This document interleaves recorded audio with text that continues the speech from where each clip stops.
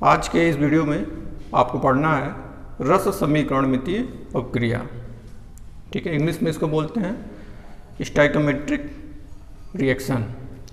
ठीक है, इस वीडियो में हम लोग ये जानने की कोशिश करेंगे कि जो हमारा रिएक्शन होता है उस रिएक्शन में जो प्रोडक्ट बनता है वो प्रोडक्ट किस रेशियो से बनता है। ठीक है, जो प्रोडक्ट हमको कुछ प्रोडक्ट बनाना अगर है तो कितने मॉलिक्यूल्स रिएक्टेंट चाहिए, ये सिर्फ और सिर्फ बताएगा स्टोइकोमेट्रिक रेशियो। ठीक है, किसी भी रिएक्शन में स्टोइकोमेट्रिक जो अनुपात होता है, जो रेशियो होता है, वो बहुत ही इम्पॉर्टेंट हो जाता है। बिना उसके आप प्रोडक्ट नहीं बना पाते हैं। किसी भी प्रोडक्ट के लिए जितना प्रोडक्ट आपको चाहिए उसके लिए एक फिक्स अमाउंट में रिएक्टेंट लेना पड़ता है। जैसे कोई दवा अगर हमको बनाने जाना है या दवा बनानी है, ठीक है, तो उस दवा के निर्माण में क्या कौन कौन से रिएक्टेंट चाहिए, कितना चाहिए, ये कौन बताता है? रस समीकरण मितीय बताता है। ठीक है, तो हम लोग एक एग्जाम्पल से समझते हैं। जैसे हमको अगर अमोनिया बनानी है NH3, ठीक है, तो इसके लिए हाइड्रोजन की आवश्यकता होगी और नाइट्रोजन की आवश्यकता होगी। ठीक है, और जो अमोनिया होता है, अगर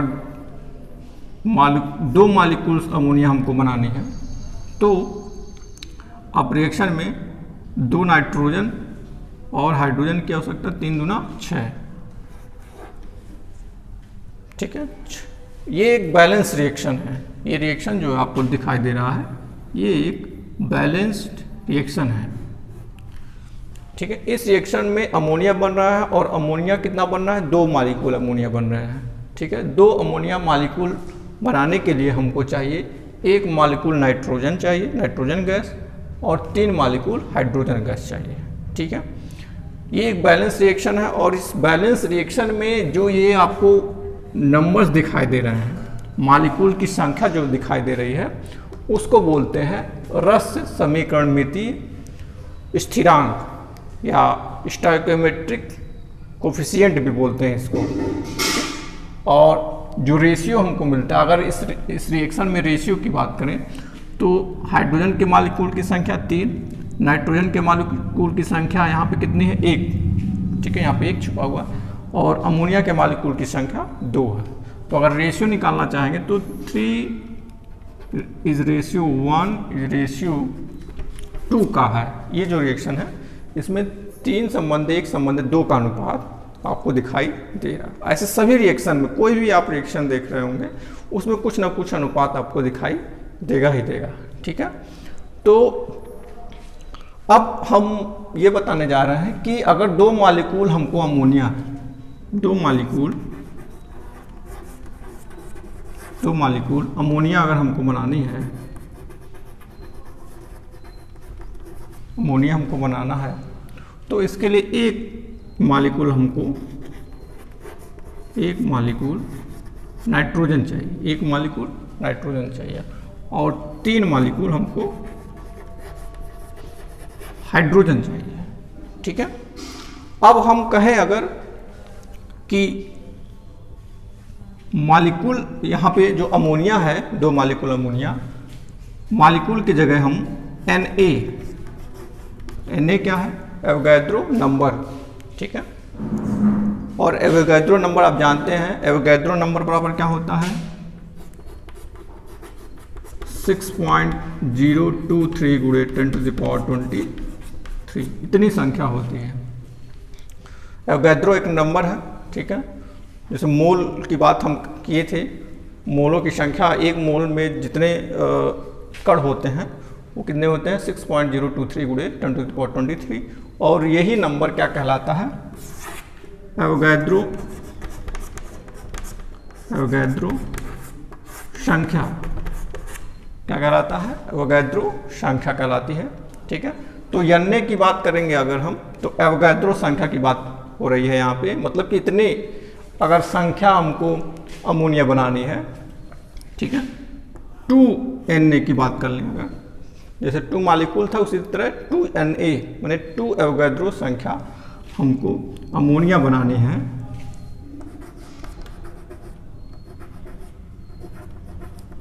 अमोनिया बनानी है।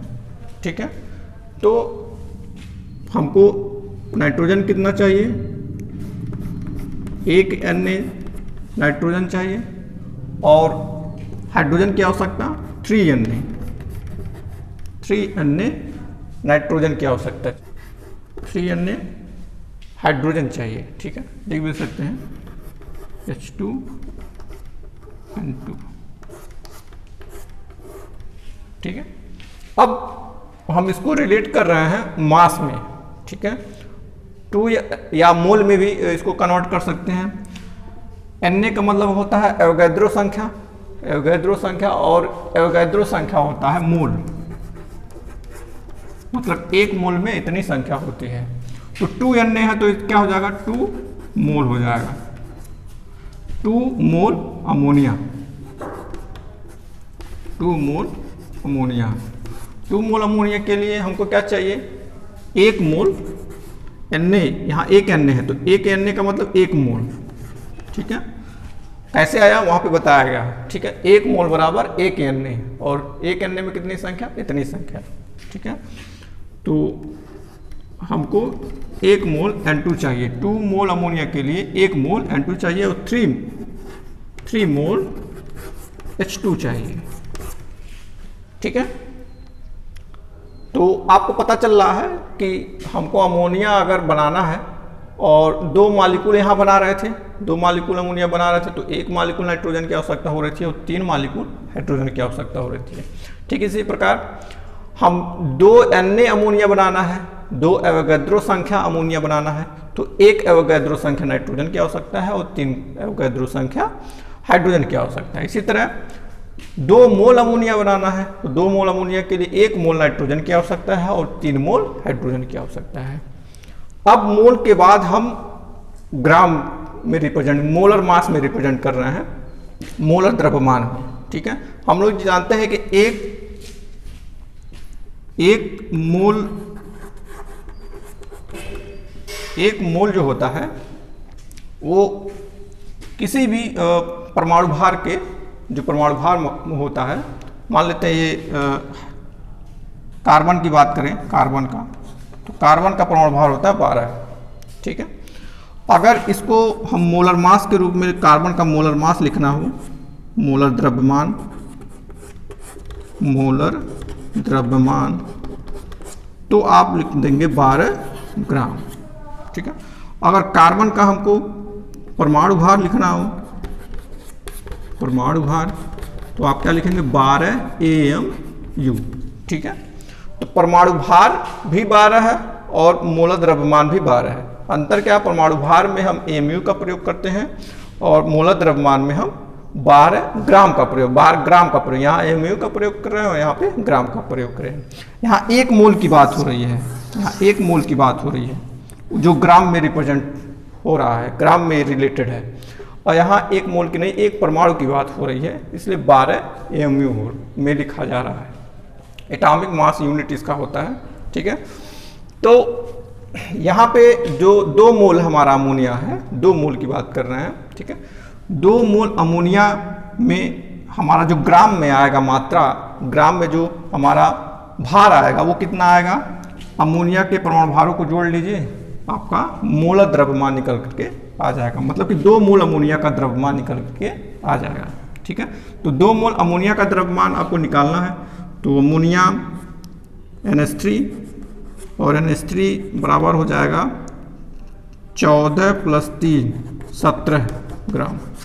तो 17 ग्राम, 1 मोल का 17 ग्राम, तो 2 मोल का 34 ग्राम हो जाएगा। तो 34 ग्राम अमोनिया, 34 ग्राम अमोनिया बनाने के लिए, ये कितना ग्राम अमोनिया बन रहा है यहाँ पे, 34 ग्राम। 2 मोल का अर्थ है 34 ग्राम अमोनिया।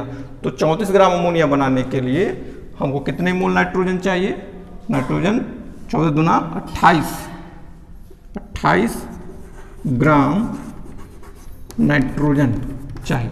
कितना ग्राम, 28 ग्राम नाइट्रोजन चाहिए। नाइट्रोजन कैसे आया, 14 धन 14, एक नाइट्रोजन का 14, दूसरे नाइट्रोजन का 14, दोनों को जोड़ लेंगे कितना आ जाएगा 28। ठीक है, तो 28 ग्राम नाइट्रोजन चाहिए। और हाइड्रोजन कितना चाहिए, तो हाइड्रोजन के लिए हाइड्रोजन का 1 + 1 = 2, तो 2 × 6 ग्राम हाइड्रोजन चाहिए, 6 ग्राम हाइड्रोजन चाहिए। ठीक है, तो आप देख रहे हैं कि जो हमारा अमोनिया था, अगर यहाँ पे 34 ग्राम अमोनिया हमको बनानी है, 2 मोल अमोनिया बनानी है, या 2 अन्य अमोनिया बनानी है, या 2 मॉलिक्यूल अमोनिया बनाना है, तो 28 ग्राम नाइट्रोजन की आवश्यकता होगी। 28 ग्राम नाइट्रोजन की आवश्यकता होगी।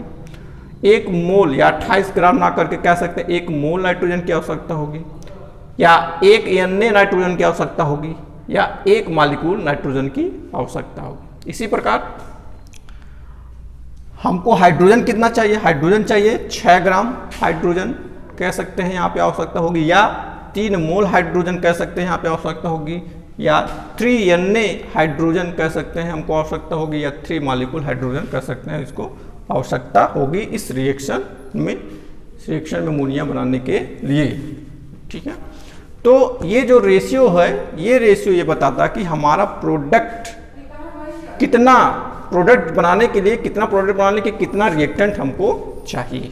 ठीक है, तो इस तरीके से कोई भी प्रोडक्शन हमको मेडिसिन से संबंधित प्रोडक्शन करना या कोई केमिकल से संबंधित प्रोडक्शन करना है, तो जो रिएक्शन का स्टोइकोमेट्रिक कोफिशिएंट होता है, जो स्टोइकोमेट्रिक स्थिरांक होता है, रस समीकरणमितीय स्थिरांक जो होता है, उसका यूज यहाँ पे बहुत इंपॉर्टेंट हो जाता है। उसी के आधार पे हमको प्रोडक्शन करना पड़ता है।